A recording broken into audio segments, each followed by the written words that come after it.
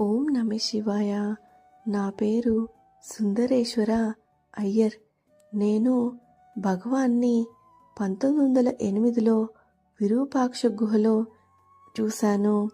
నాకు అప్పుడు 12 ఏళ్ళు. మా తమ్ముడు కృష్ణమూర్తి రోజు భగవాన్ దగ్గరకు వెళ్ళి తిరుపగల్ పాడి వస్తుండేవారు.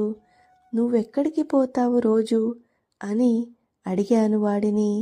అక్కడ కొండ మీద అరుణాచలేశ్వరుడే ప్రత్యక్ష రూపంలో కూర్చుని ఉన్నారు, నువ్వురా అన్నాడు. మేము వెళ్ళేసరికి ఆయన బయట అరుగు మీద కూర్చుని ఉన్నారు. వారి చుట్టూ ఓ 10 మంది ఉన్నారు.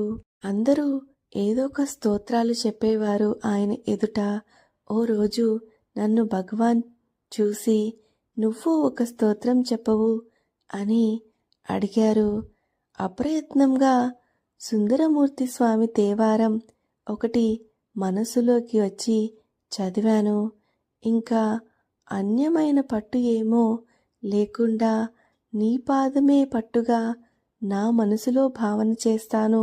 ఇది నాకు దొర్లినందువల్ల దుర్లభమైన నీ అనుగ్రహాన్ని సులభంగా పొందగలిగాను.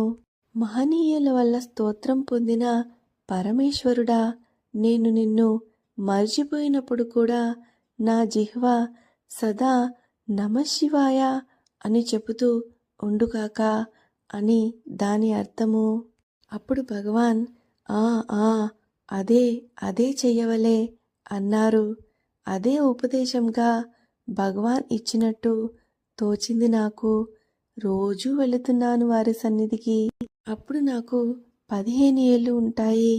రోజూ భగవాన్ని దర్శించేవాణ్ణి అంతవరకు.